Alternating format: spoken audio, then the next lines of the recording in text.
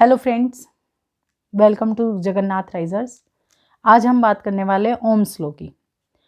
जैसे कि मैंने अपनी प्रीवियस वीडियोस में आपसे बताया था कि वोल्टेज क्या होती है, करंट क्या होता है, रेजिस्टेंस क्या होती है। आज हम अपनी वीडियो में इन तीनों के रिलेशनशिप को डिस्कस करेंगे। तो आइए हम अपना आज का लेक्चर शुरू करते हैं। पहली बात तो हम ये समझते हैं कि ये ओम शब्द जो है ये क्या है। देखो, एक जर्मन साइंटिस्ट हैं जॉर्ज साइमन ओम।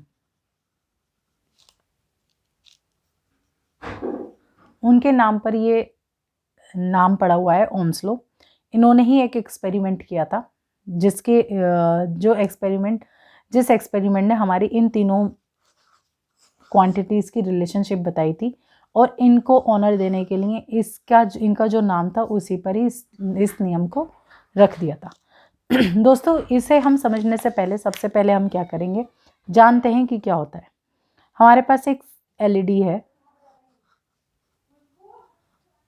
हमने इसे एक वोल्टेज सोर्स से कनेक्ट किया। अगर एलईडी की अगर हम बात करें, सपोज ये 2 वोल्ट पर काम करती है और करंट हमारा 2 मिली एम्पियर लेती है, लेकिन जो हमने सोर्स दिया है वो सपोज 9 वोल्ट दिया है। तो अब अगर हम 9 वोल्ट डायरेक्ट हम इस एलईडी को दे देंगे, तो जैसे हमें पता है कि 9 वोल्ट बहुत ज़्यादा है और 2 वोल्ट बहुत कम है, तो एलईडी के फूकने के चांसेस ज़्यादा रहते हैं, जलने के चांसेस ज़्यादा रहते हैं। तो अब हमें ऐसा चाहिए कि बीच में कुछ ऐसा लॉस हो जाए जिससे कि हमारा यहाँ तक पहुँचते पहुँचते 2 वोल्ट रह जाए, जिससे कि एलईडी को कोई नुकसान ना हो। तो हम कैसे कर सकते हैं, देखो, जो ओम्स ने लॉ दिया था वो दिया था V equals to I R. दोस्तों, ये बात आप ध्यान रखिएगा, ये जो V equals to I R ये वाला फॉर्मूला है, अगर आप इलेक्ट्रिकल में बहुत आगे तक आ जाना चाहते हैं तो ये फाउंडेशन है, पूरी इलेक्ट्रिकल इंजीनियरिंग की ये फाउंडेशन है।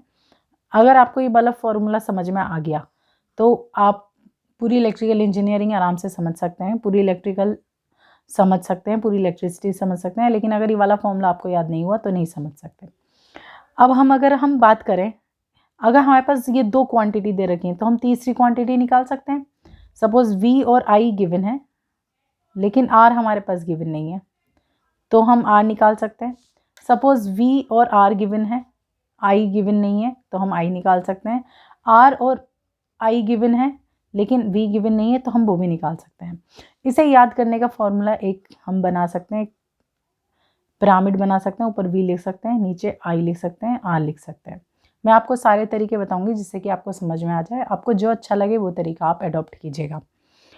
अब हम अपने इस सर्किट पर आते हैं दोबारा से। हमने बात किया था कि हमें ऐसा लॉस चाहिए इसके बीच में जिससे कि हम यहाँ तक 2 वोल्ट ही भेजें। तो देखिए, यहाँ पे वोल्टेज क्या है, पोटेंशियल क्या है, 9V। अगर आपको पोटेंशियल के बारे में जानना हो, वोल्टेज के बारे में जानना हो, तो आप मेरी प्रीवियस वीडियोस देख सकते हैं। यहाँ पे 9V, एलईडी का क्या है 2V। तो जो V है वो हम लिखेंगे 9 - 2, ये क्या हो गया हमारा 7V। अब हमारे पास करंट क्या दे रखा है, 2 मिली एम्पियर। अगर हम इसकी बात करेंगे तो 2 मिली एम्पियर को अगर हम एम्पियर में कन्वर्ट करेंगे तो 2 डिवाइडेड बाय 1000 से करेंगे तो हमारे पास आ जाएगा 0.002 एम्पियर। अब हमें पता है V equals to I R होता है। हमें क्या निकालना है, R की वैल्यू निकालनी है। तो R क्या होगा, V अपॉन आई। V क्या है हमारे पास 7 है, I क्या है 0.002 है। इसे हम ऐसे करेंगे, काटेंगे 3 5। तो R अगर हमारे पास 350 ओम, जैसे कि मैंने अपने पुराने वीडियोस में बताया है रेजिस्टेंस के बारे में, तो आपको ये भी बताया है कि रेजिस्टेंस की यूनिट क्या होती है। रेजिस्टेंस की यूनिट होती है ओम। तो अगर हम इस सर्किट में बीच में 350 ओम का रेजिस्टेंस लगा देंगे तो जो हमारी एलईडी है वो 2 वोल्ट सप्लाई तक पहुंचेगी और ये जल सकती है। तो दोस्तों, ये हमारा है ओम्स लॉ का नियम। लेकिन अब अगर आपसे एग्जाम में या फिर कहीं पर भी पूछा जा सकता है कि ओम्स लॉ क्या होता है, तो आप इतना सब कुछ एक्सप्लेन नहीं कर सकते। आपको क्या करना पड़ेगा, देखो, हमें पता है फॉर्मूला ओम का नियम क्या है, Ohm's law V equals to I R. हम इससे देख रहे हैं कि V is directly proportional to I। It means अगर हमारा V बढ़ेगा तो I बढ़ेगा, V घटेगा तो I घटेगा।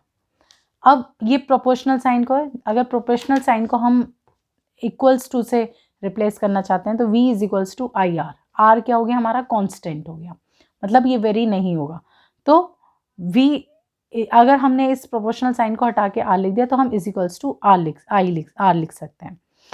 अब अगर हमारे पास I1 है तो v हमारा क्या आर के बराबर हो जाएगा, मतलब फ्लो ऑफ करंट अगर हमारा 1 है तो v हमारा क्या हो जाएगा, I के बराबर हो जाएगा। दोस्तों ये हम ऐसे भी बस समझ सकते हैं, मैंने अपनी पुरानी वीडियोस में आपको बताया था कि पोटेंशियल डिफरेंस क्या होता है। तो पोटेंशियल डिफरेंस के माध्यम से भी हम ये समझ सकते हैं। देखो इलेक्ट्रॉन मूव करेंगे यहाँ पर, ये हमारा हाई पोटेंशियल है, ये हमारा लो पोटेंशियल है, हाई पोटेंशियल से लो पोटेंशियल की तरफ मूव करेंगे, इसलिए हम ये दोनों में पोटेंशियल डिफरेंस है, इस वजह से ही हमारे इलेक्ट्रॉन्स मूव करेंगे। तो दोस्तों ये हमारा था आज का ओम्स लॉ। लेकिन हाँ, इसमें एक चीज़ और ध्यान रखने वाली होती है कि V is equals to I R होता है, लेकिन हमारा टेम्परेचर और फिजिकल कंडीशंस कांस्टेंट होनी चाहिए, तभी हमारा V is equals to I R होगा। तो दोस्तों यही हमारा ये आज का लेक्चर ख़त्म होता है। आपसे हम अगले लेक्चर में फिर से मिलेंगे, इस ओम्स लॉ को और अच्छे से डिटेल में डिस्कस करेंगे, इसकी एप्लीकेशंस हम अगले नेक्स्ट लेक्चर में डिस्कस करेंगे। तब तक धन्यवाद।